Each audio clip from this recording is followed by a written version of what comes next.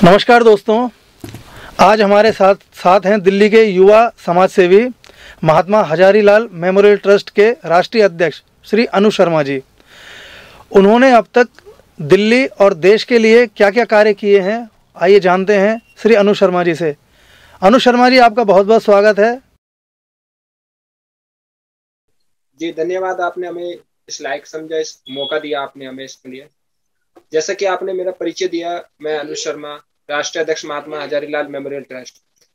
हमारी ट्रस्ट के द्वारा और मेरे द्वारा जो कार्य किए गए, हम अपनी ट्रस्ट के माध्यम से शिक्षा, स्वास्थ्य, रोजगार पर काम कर रहे हैं।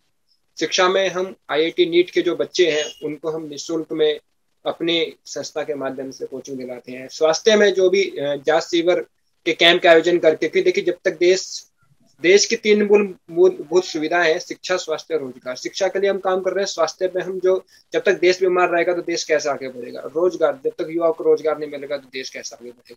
तो रोजगार के माध्यम से भी हम युवाओं को रोजगार दिला रहे हैं अपनी संस्था के माध्यम से, अपनी मैन पावर एजेंसी के माध्यम से। साथ ही हम एनवायरमेंट पे काम कर रहे हैं, पर्यावरण पे। पेड़ लगाएंगे जब तो हमारे देश बचेगा, क्योंकि पर्यावरण बहुत बड़ा देश के लिए जागरूकता है। और सबसे बड़ी बात, हम जागरूकता संदेश लेकर देश के बीच में जा रहे हैं, लोगों के बीच में जा रहे हैं कि पेड़ लगाइए, नहीं तो आने वाले टाइम में, आने वाली भविष्य हमारा नहीं बचेगा। ऑक्सीजन नहीं मिलेगी। जैसा आपने देखा कोरोना महामारी के दौरान ऑक्सीजन नहीं मिल रही थी, जैसे कोरोना महामारी के दौरान बेड नहीं मिल रहे थे, ऑक्सीजन के बेड नहीं मिल रहे थे, वॉलंटियर नहीं मिले थे, यहाँ तक कि रेमडेसिविर इंजेक्शन नहीं मिल रहे थे। हमने कोरोना को लेकर हमने सुप्रीम कोर्ट, जब देश के अंदर कालाबाजारी हो रही थी, ना ही रेमडेसिविर इंजेक्शन मिल रहे थे, ना ही ऑक्सीजन के बेड मिल रहे थे, ना ही सिलेंडर मिल रहे थे, तो इसको लेकर हमने सुप्रीम कोर्ट में पिटीशन लगाई। और जब हमने सुप्रीम कोर्ट में पिटीशन लगाई तो वो पिटीशन हमारे हित में आई। ऐसे ही हमने दिल्ली हाई कोर्ट में दिल्ली सरकार को बार बार, हमने दिल्ली के मुख्यमंत्री अरविंद केजरीवाल को चेताया कि दिल्ली में कोरोना का वेरिएंट जो है वो बहुत खतरनाक स्तर पर पहुंच चुका है और आने वाले टाइम में लोगों की जान लेगा। और इसके लिए पूर्ण रूप से जिम्मेदार दिल्ली के मुख्यमंत्री अरविंद केजरीवाल है, जिन्होंने बार बार उस चीजों को नहीं सुना। हमने अनुज जी, जिस प्रकार आपने अभी कहा कि आप 3 मूलभूत सुविधाओं पे कार्य कर रहे हैं, शिक्षा, स्वास्थ्य, रोजगार। शिक्षा, स्वास्थ्य, रोजगार। देखिए, कोरोना जैसी महामारी में रोजगार तो था ही नहीं।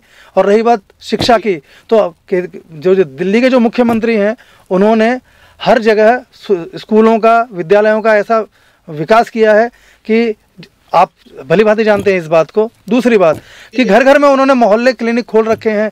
तो इसमें अरविंद केजरीवाल के जो कार्य हैं उनके प्रति आपका क्या कहना है? जिस प्रकार आपने कहा, तो आप कहाँ मूलभूत सुविधाओं को लेकर आगे बढ़ते हैं? बड़े हुए कूड़ों के ढेर में बना रखे हैं, जहाँ पर कूड़े हैं वहां पर क्या स्वास्थ्य किसी पर्सन का ठीक होगा, किसी आदमी का ठीक होगा, और देश की, दिल्ली की जनता का ठीक होगा।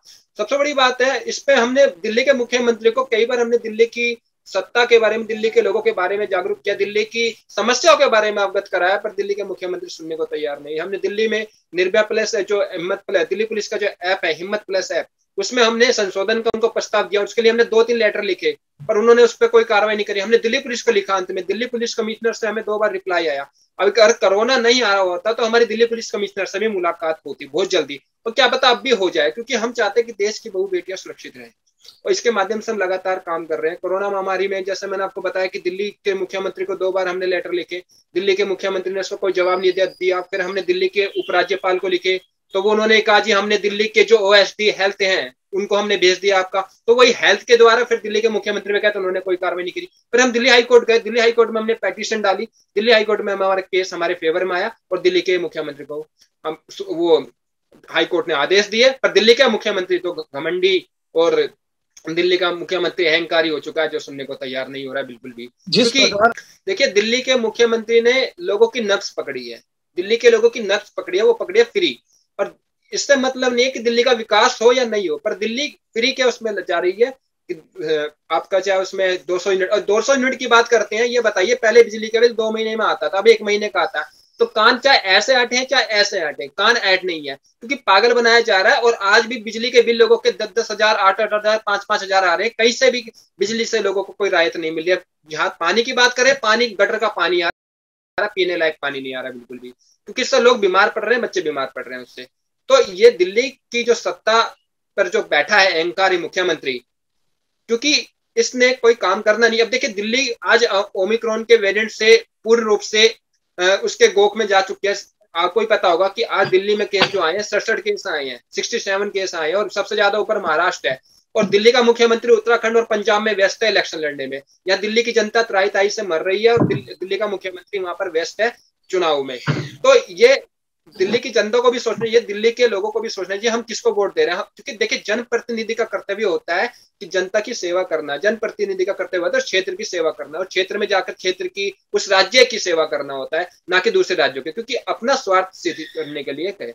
जैसा कि अन्ना जी ने बोला है कि जो मेरा नहीं हो देश का क्या होगा, दिल्ली का क्यों।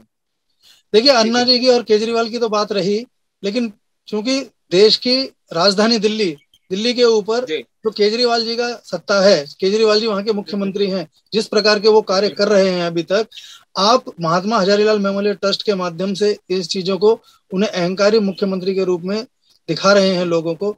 तो क्या आप फ्यूचर में, भविष्य में, क्या आप इस पॉलिटिक्स में आने की इच्छा रखते हैं? देखिए, वो तो जनता तय करेगी, दिल्ली की जनता तय करेगी हमें पॉलिटिक्स में आना है या क्या करना है। पर दूसरी बात यह है कि हम लगातार दिल्ली की समस्याओं से दिल्ली के मुख्यमंत्री को अवगत कराते रहे, पर दिल्ली के मुख्यमंत्री सुनने को तैयार नहीं, क्योंकि अस्त और व्यस्त नहीं है। वो तो पहली प्लान बना चुके हैं कि मैं दिल्ली को छोड़ के मनीष सिसोदिया के हाथ में दिल्ली दे दूंगा और मैं पंजाब या दूसरे स्टेट में जाके दिल्ली का मुख्यमंत्री बन जाऊंगा। वो तो पहले से प्लानिंग कर चुके हैं, क्योंकि उनको काम करना ही नहीं है दिल्ली के लिए। उन्हें तो पहले से प्लानिंग कर चुका है कि इसलिए मनीष सिसोदिया जी को आगे रखकर वो कार्य कर रहे हैं।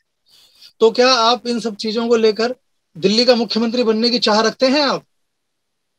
देखिए, मैं आपसे पहले ही बोल चुका हूं कि दिल्ली की जनता और भारत की जनता और देश की जनता, क्षेत्र की जनता जो चाहेगी वो होगा, क्योंकि उन्होंने उनको बैठाया और वही और दूसरों को बैठाया। हमारे स्टूडियो में आने के लिए और हमसे रूबरू होने के लिए आपका बहुत बहुत धन्यवाद। अनु शर्मा जी, आपका बहुत बहुत धन्यवाद। आपण पाहत आहात भारतीय जनमत। आमच्या चॅनलला सबस्क्राईब करा, शेअर करा, लाईक करा आणि कमेंट्स करा।